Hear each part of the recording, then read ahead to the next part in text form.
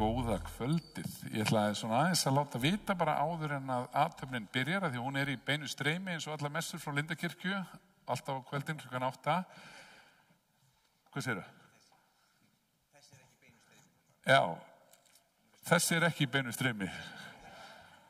Ég var ekki að segja neitt satt. Hún sýnt næsta sunnudag, því við erum að taka upp fyrir RÚV, manstu? Jú, já, akkurat. Ég nefnilega vissi það líka. Ég held bara að það væri takan upp, en fyrst og fremst þetta líka útvarpsmessa, leið og þetta fermingamessarinnar Esterar Sóleyjar, þannig að hún tekin upp og verður svo leikin næsta sunnudag klukkan 11 í útvarpinu. Þannig að við erum glöð að geta haft þetta sem útvarpsmessu og byggjum ykkur bara að taka vel þátt og lesa alla texta sem koma og taka virkan þátt í söng og helgi haldinu.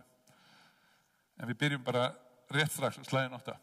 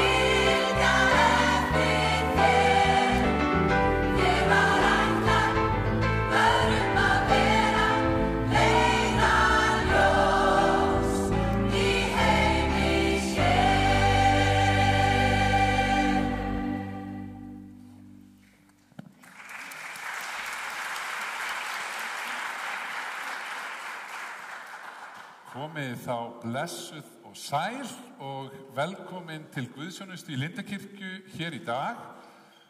Og ég býð ykkur líka velkomin sem eru við viðtækin og fylgist með við útvarpstækin. Í þessari messu verður stúlka fermd og það hún Ester Sóley Baldursdóttir, en foreldrar hennar voru hér á árum áður þau fluttu til Frakklands, mjög virk í kór Lindakirkju og gaman að fá að vera með þér í dag og ferma þig. En nú eru gleðidagar í kirkjunni, það alltaf kallað það eftir páska og við höfum stundum haft það hér sem sið í Lindakirkju að segja einhverju skemmtilega sögu og það ein svona skemmtisaga tengt fermingunni sem við segjum stundum og þannig var að það voru 3 prestar í Bretlandi sem höfðu allir átt í erfiðleikum með að það voru leðurblekur sem hreiðruðu sig í kirkjunni hjá þeim og þeir fóru að ræða hvernig þeir leyst úr þessu og fyrsti segir sko ég hafði heyrt að það var svo hrættar við reyk og eld að ég bara kveikti eld við altarið og það fá nú ekki betur en svo að þær flugu sannarlega allar út en það verður bara reykskemmtir og svo þegar reykurinn og eldurinn sloknaði þá komu þær allar aftur. Það gekk ekki mikið betur hjá mér sko, ég bara aðeins var skotveiði og ætlaði bara að fara þá leið og eina sem gerðist var að ég skaut einhver 10 gött á þakki á kirkjunni og þeir eru allar að ennþá maður. Þá sagði elsti presturinn, strákar, þið viti ekki hvernig lífi virkar. Ég tók bara allar leðurblökurnar, ég fermdi þær og ég hef ekki séð þær í kirkjunni síðan. Við vonum að það verði ekki þannig með þig, elsku Ester Sóley, að við sjáum þig aldrei aftur í kirkjunni því að fermingin þín ekki útskrift, heldur hún staðfesting á að þú ætlir að gera Jesú Krist að leiðtoga lífsins. En við skulum hefja þessa stund formlega á því að signa okkur að segja í nafni Guðs Föður, Sonar og Heilags Anda. Amen. Svo förum við saman með upphafsbæn. Drottinn, ég komin í þitt heilaga hús til að lofa þig og ákalla og til að heyra hvað þú, Guð, Faðir, skapari minn, þú Drottinn, Jesús, frelsari minn, þú heilagi andi, huggari minn, vilt við mig tala í þínu orði. Drottinn, heyr þú lofgjörð mína og bæn og opna þú með þínum heilaga anda hjarta mitt fyrir sakir Jesú Krist að ég fyrir þitt orð iðrist synda minna, trúi á Jesú í lífi og dauða og taki framförum í kristilegu hugarfari og lífverðni. Bæn heyr það, ó Guð, fyrir Jesú Krist. Amen.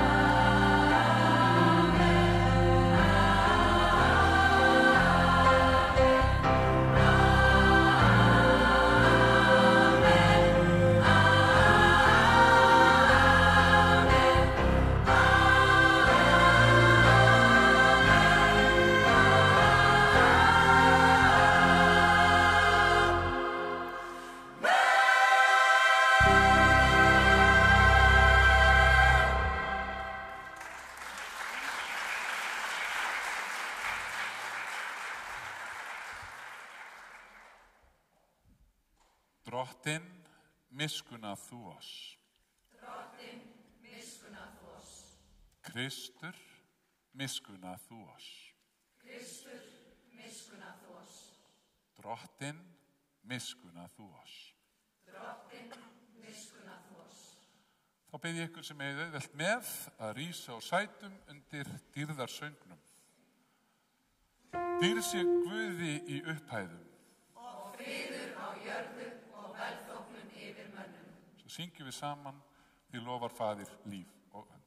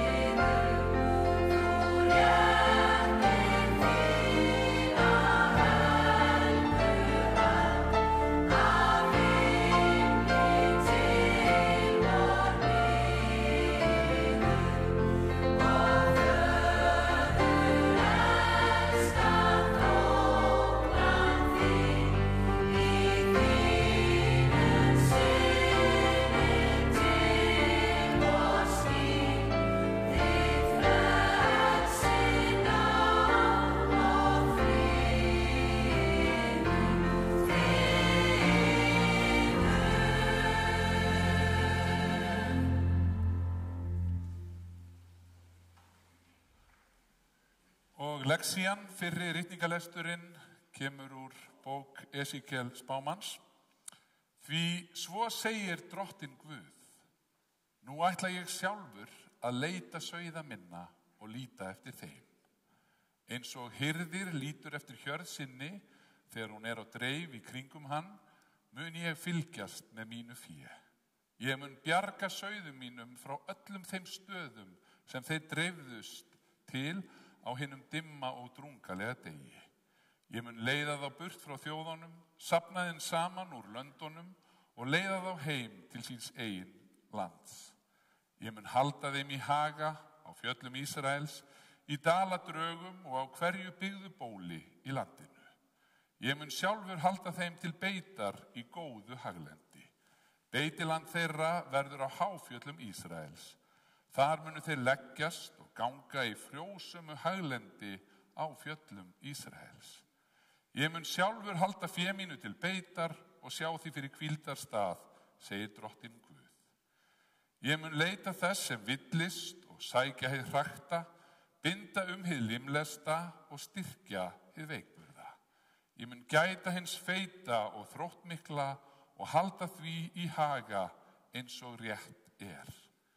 Þið eru hjörð mín sem ég held í haga, ég Guð ykkar, segir Drottinn Guð. Þannig hljóðar hið heilaga orð. Guði sé þakkargjörð. Og pistillinn kemur úr 1. Pétursbréfi. Þetta köllun ykkar, því að Kristur leið einnig fyrir ykkur og lét ykkur eftir fyrirmynd til þess að þið skulduð feta í fótspor hans. Hann drýgði ekki synd og svik voru ekki fundin í munni hans. Hann svaraði ekki með illmælum honum var illmælt og hótaði eigi hann leið. Heldur fól hann það honum á vald sem dæmir réttvíslega. Hann bar sjálfur syndir okkar á líkama sínum upp á tréð til þess að við skildum deyja frá syndunum og lifa réttlætinu. Fyrir hans benjar eru þið læknuð. Þið voru sem villur ráfandi sauðir, en nú hafið þið snúið ykkur til hans sem hirðir og biskup sálna ykkar. Þannig hljóðar hið heilaga orð. Prís sé þér Drottinn.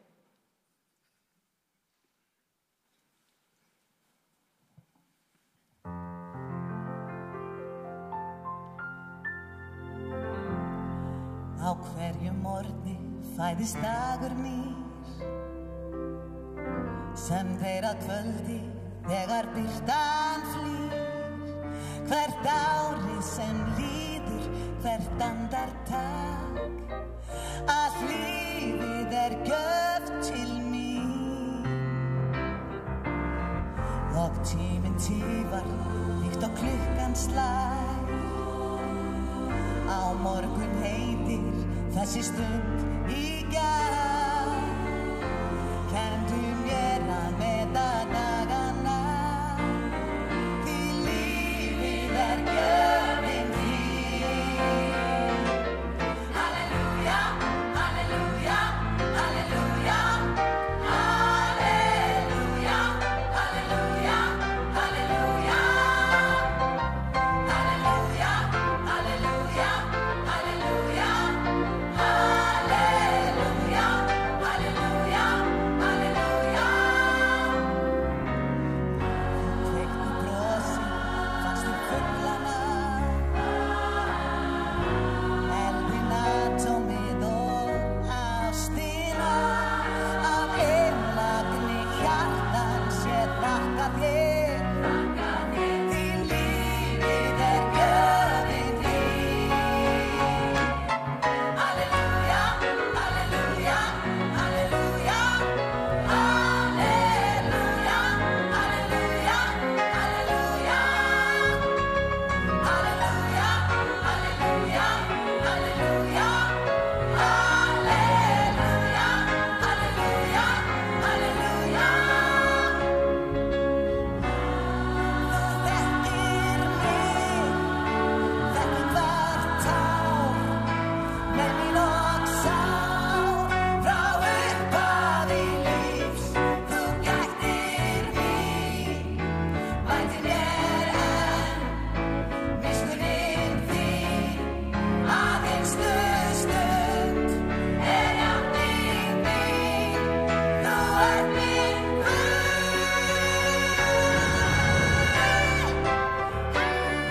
Halleluja, halleluja, halleluja. Halleluja, halleluja, halleluja.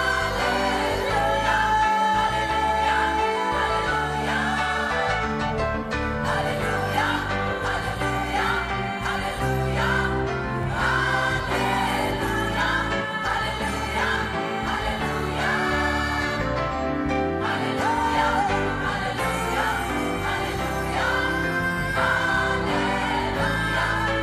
halleluja, halleluja. Halleluja, halleluja, halleluja. Halleluja, halleluja, halleluja.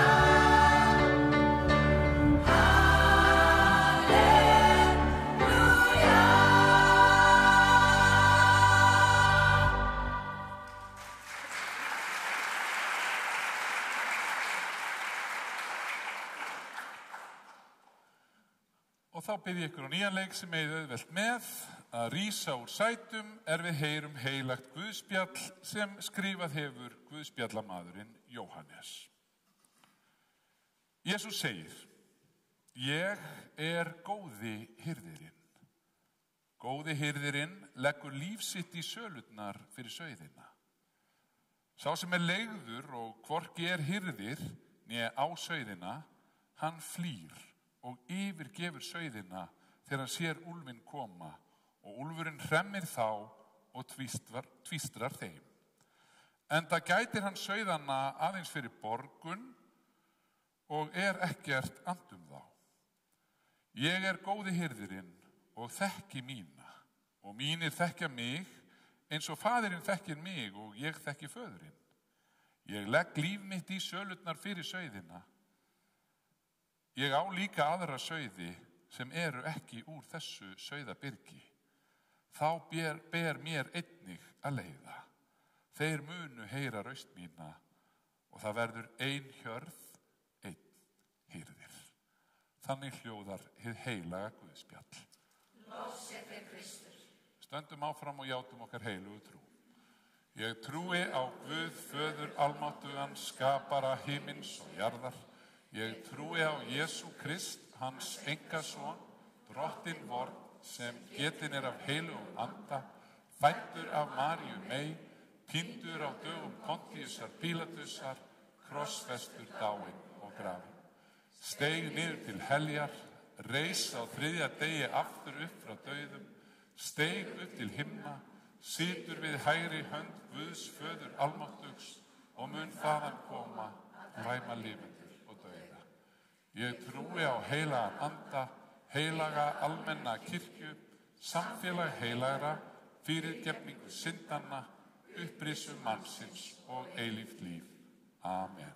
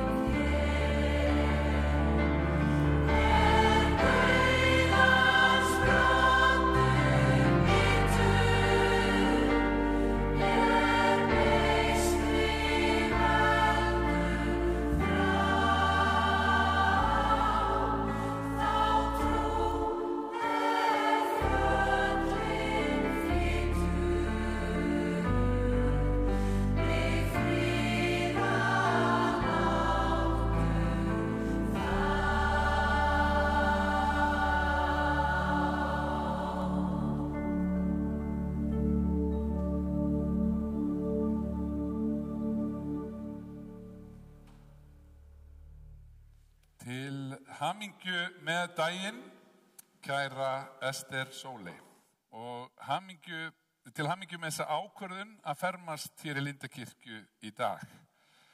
Þetta er gott skref að ákveða að leitast við að gera Jesú Krist að leiðtoga lífsins. Og það var gaman að spjalla við því í fjarkennslu í vetur og ræða trúna, en foreldræðinni tóku virkan þátt í að svara spurningum þínum og vangaveltum trúna, og ekki komstu nú að tómum kofanum þar, því að þau hafa starfað sem kristniboðar tíma á vegum Sambands íslenskra kristniboðsfélaga.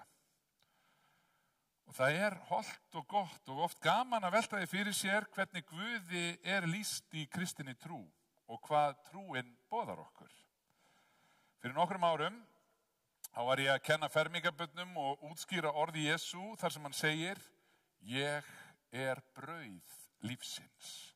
Þann mun ekki hungra sem til mín kemur.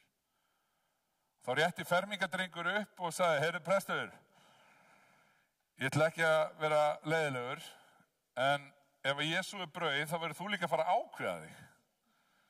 Þú ert nefnilega búin að segja okkur núna í vetur að Jesú sé ljós, að Jesú sé hirðir, hann sé lífsins vatn og nú ert að segja okkur hann sé brauð. Það sko ekki bæði hægt að vera ljós og brauð. Brauð getur aldrei lýst. Ég hafði gaman að þessari hispurslausu athugasemd og sagði þessum skemmtilega fermingardreng og hópnum hans sögu sem ég heyrði einu sinni til að útskýra þetta betur. En sagan þannig að hún gerðist á sambýli fyrir blinda í Afríku. Þar bjuggu saman 6 blindi menn sem allir höfðu verið blindir frá fæðingu. Og þeir ræddu stundum saman hvað þeim langaði að vita meira hvernig fílar væru. Því þeir eru oft heyrt fíla en aldrei höfðu fengið tækifæri til að komast í snertingu við þá. Svo gerðist það einn daginn að umsjónamaður sambýlisins heyrði af því að maður nokkur sem væri að selja fíl ætti leið bæinn og myndi teyma fílinn í gegnum bæinn. Umsjónamaðurinn hafði þannig samband við eiganda fílsins og bað hann að stoppa ekki langt frá sambýlinu og leyfa blindumönnunum 6 að snerta fílinn og fá þannig draum sinn uppfylltan. Þegar dagurinn rann upp, biðu blindu mennirnir dágóða stund á umræddum stað, en þar sem eigandi fílsins tafðist mikið á leiðinni, var hann á miklu hraðbergi þegar hann loksins kom og segir: Ja, hérna fíllinn, ég samt á mikillir hraðferð og þið hefur bara innan við mínútu áður en ég verð að drífa mig aftur á stað. Mennirnir sem stóðu hver á sínum staðnum stigu nær fílnum og nýttu sekúnduna til að þreifa fyrir sér. Og þó stoppið væri stutt, þá voru þeir allir glaðir að hafa fengið ósk sína uppfyllta að komast loksins í snertingu við fíl.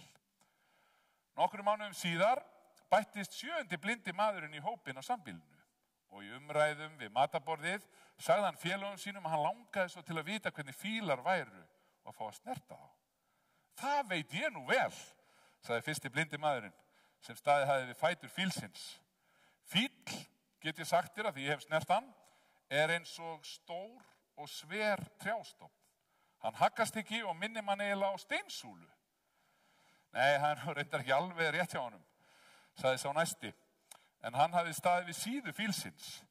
Fíll miklu frekar eins og veggur, klæddur nokkuð hrjúfu skinni, samt hlýr og hreyfist eiginlega í takt við eigin andardrátt. Sá þriðji sem hafði staðið fyrir aftan fílinn og haldið í hala hans sagði þá: Hvorugur þeir að segja satt, sko. Ég fekk að snerta fíl og hann meira eins og pensill svona sem sveiflast. Sá fjórði kvaddi sig á hljóðs og sagði: Engin lýsing þessara manna næri við fíl, því ég snerti fíl og hann eins og fnussandi brunaslanga en nokkuð slímur á endanum, enda hafði sá staðið við ranan. Sá 50 sagði þá: Nei, ég stóð þarna og þetta eiginlega miklu frekar eins og spjót sem fíll nema meira í boga og svolítið styttra, en sá hafði snert ílanga framtönnina. Að lokum sagði svo 70: Ég veit ekki alveg hvernig félagar mínir hafa fengið þessara hugmyndir í kollsinn, því að vissulega snerti ég fíl og hann sannarlega nokkur hrjúfur eins og einn sagði, en hann minnir miklu frekar á blaktandi segl en stóran vegg, enda hafði sá snert eyra fílsins. Drengurinn skemmtilegi og fermingarbörnin hlustuðu vel á þessa sögu og þegar þau voru spurð hver þessara 6 blindu manna hefði nú verið að segja satt, var svarið: Allir. Já, en það var samt engin sammála. Já, það vegna þess að sjónarhornið var ólíkt og þess vegna var upplifun þeirra af fílnum mismunandi. Hver og einn gat bara lýst fílnum út frá eigin reynslu og skynjun. Og þessu eins farið með Biblíuna. Ólíkir höfundar lýsa reynslu sinni af hinnu heilaga í Biblíunni. Þessum guðlega veruleika mismunandi lýst. Enda Biblían safn ólíkra bóka sem skrifaðar voru af mismunandi fólki á yfir meira en 1500 ára tímabili. Bækurnar eru skrifaðar við ólíkar aðstæður, ólíkt stjórnarfar, mismunandi hagsæld eða erfiðleika, en alltaf eru höfundarnir að reyna að skrifa það sem verður ekki fært í orð, reynsluna af Guði. Samnefnarinn þó sá að það alltaf verið að lýsa þeirri vissu að það elskandi hugur að baki þessu lífi. Við erum ekki tilviljun eða tilgangslaust samansafn af frumum, atómum og nifteindum, heldur erum við hvert og eitt mikilvæg, dýrmæt smíð Guðs. Það máttur okkur aðri sem vill veita okkur leiðsögn, hjálp, styrk og visku inn í aðstæður, jaft í mótbyr sem meðvindi. Og þegar við lýsum reynslu okkar af Guði og reynslu okkar af Jesú, þá grípum við gjarnan til lýsingarorða eða myndlíkinga.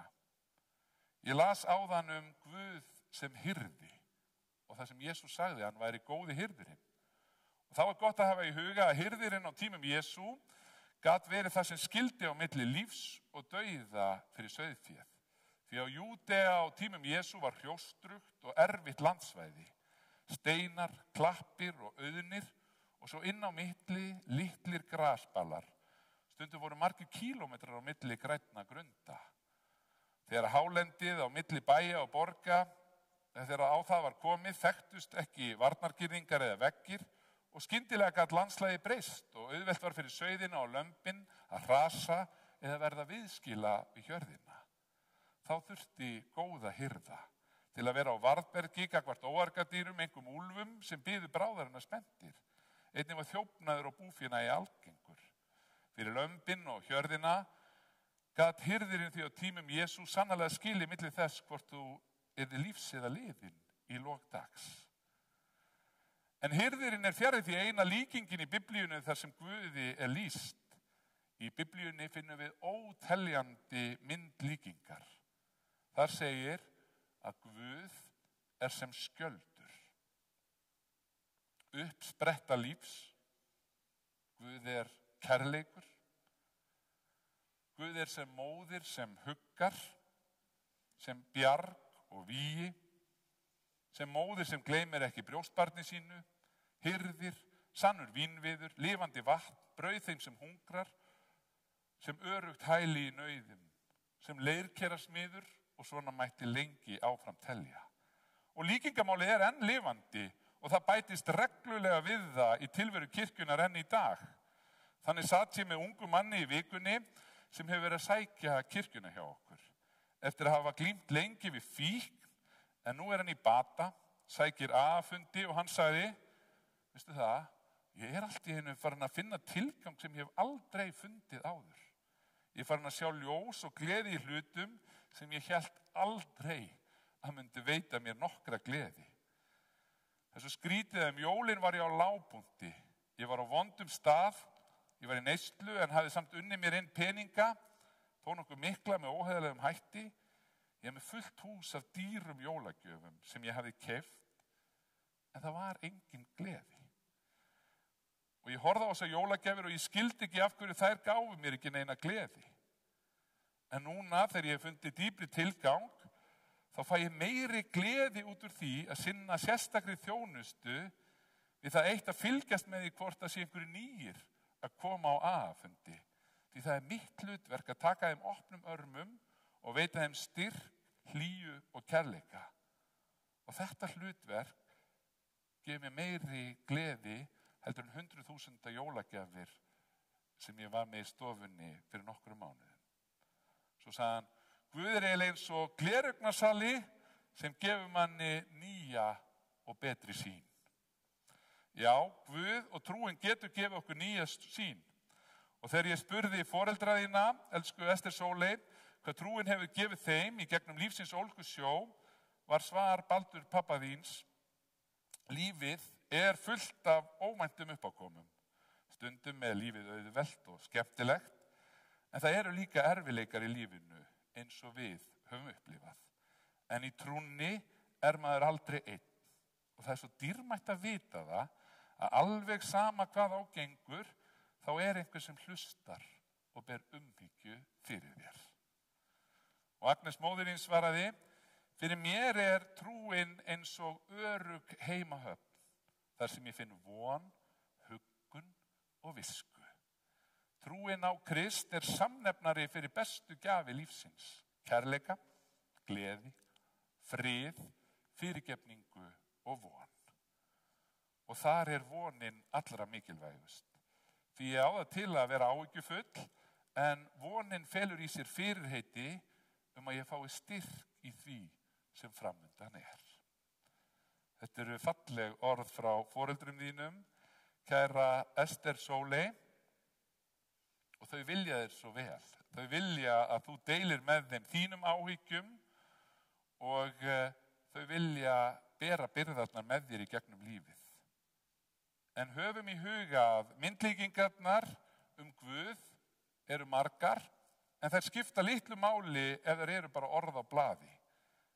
Myndlíkingarnar fá hins vegar líf og verða veruleiki þegar við leitum Guðs. Biðjum til Guðs og lesum í orðinu. Því það í iðkuninni sem viskan, styrkurinn og vonin birtist okkur. Þess vegna svo fallegt að þú hefur valið þér fermingarvers, sem ég veit að skiptir því miklu máli úr 1. Pétursbréfi, en þar segir, varpið allri áhyggju ykkar á hann, því hann ber umhyggju fyrir ykkur. Þetta fallið iðkun, ég lest aftur. Varpið allri áhyggju ykkar á hann, því hann ber umhyggju fyrir ykkur. Svo langar mig að enda þessa hugveikju á orðum ungs manns, Sigurðs Kristófers Péturssonar, sem skrifaði þessi orð sem ungur maður og sjúklingur á Holtsveikaraspítalnum í Laugarnesi, en nú í sumar 100 ár síðan hann lést, en hann sagði svo fallega Guð og trú sína, Drottinn vakir, dag og nætur yfir þér, blíðlynd eins og besta móðir, ber hann þig í faðmi sér. Allir þótt þér aðrir bregðist, aldrei hann á burtu fer. Drottinn elskar, Drottinn vakir, dag og nætur yfir þér.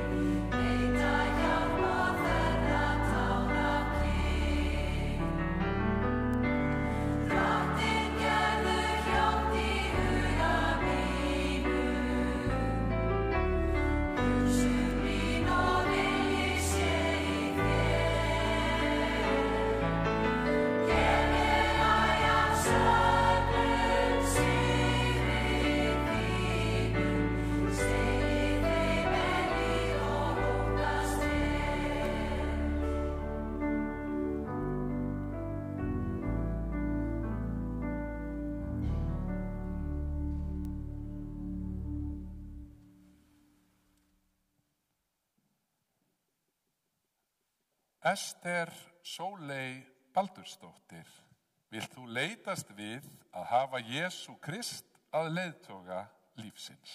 Já. Þá máttu krjúpa. Guð Faðir og Sonur og heilagur andi varðveiti þig í skírnarná þinni til eilífs lífs. Vertu trú allt til dauða og Guð mun gefa þér lífsins kórónu. Og fermingaversi sem þú valdir þér, að því þú tvítyngd, þá ætla foreldræðinni núna að lesa það á móðurmálunum þínum. Varpið allri áhyggju ykkar á hann, því að hann ber umhyggju fyrir ykkur. Déchargez-vous sur lui de tous vos soucis, car il prend soin de vous. Ester Sóley, friður sé með þér.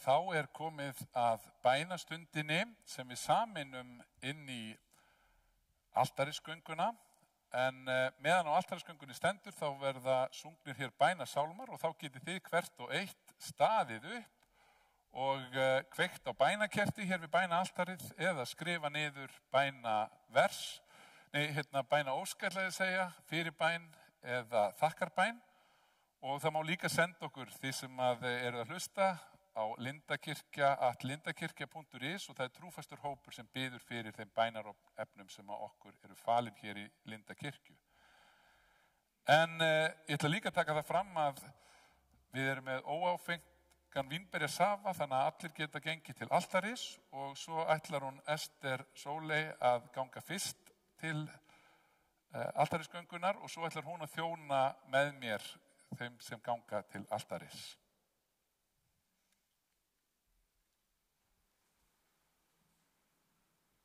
Við skulum fyrst hafa þögn þar sem að við biðjum og játum syndir okkar eins og gert fyrir altarisgöngu. Gerum það hvert og eitt í huga okkar.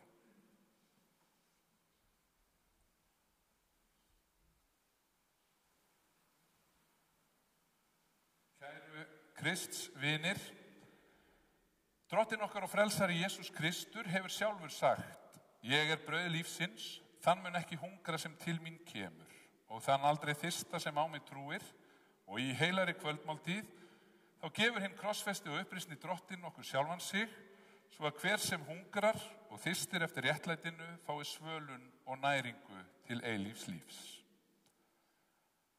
Lyftum hjörtum okkar til himins og þökkum Drottni Guði vorum. Við lofum þig og tilbiðjum, Guð vor og Faðir, sem hefur skapað oss til þinnar myndar og sjálfur endurleist oss fyrir son þinn Jesú Krist, sem þú sendir í heiminn til að gjöra oss synduga menn sálu hólpna. Vor vegna gjörðist hann fátækur að við auðguðumst af fátækt hans. Vor vegna gekk hann í dauðan að við mættum lifa.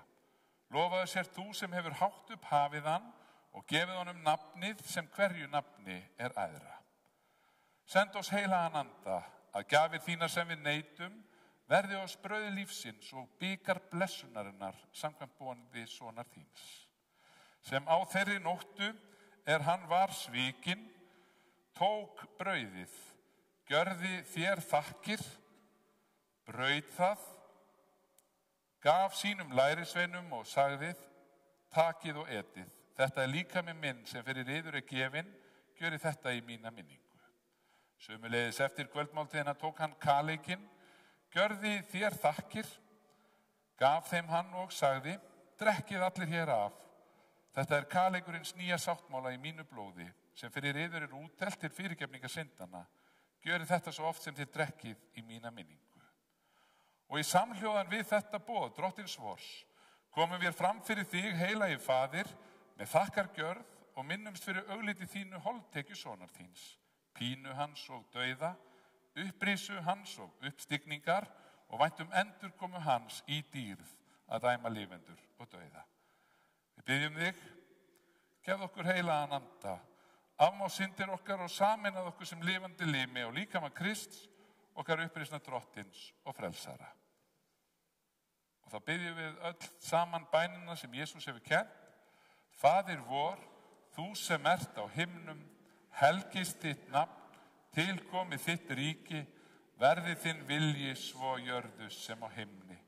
Gef oss í dag vort daglegt brauð og fyrirgef oss vorar skuldir, svo sem vér og fyrirgefum vorum skuldunautum. Eigi leið þú oss í freistni, heldur frelsa oss frá illu, því að þitt ríkið, mátturinn og dýrðin að eilífu. Amen. Og brauðið sem við brjótum samfélag líkama Krists. Og sá bikar blessunarnar sem við blessum samfélag blóð Krists. Allt til reiðu, gangið að borði drottins.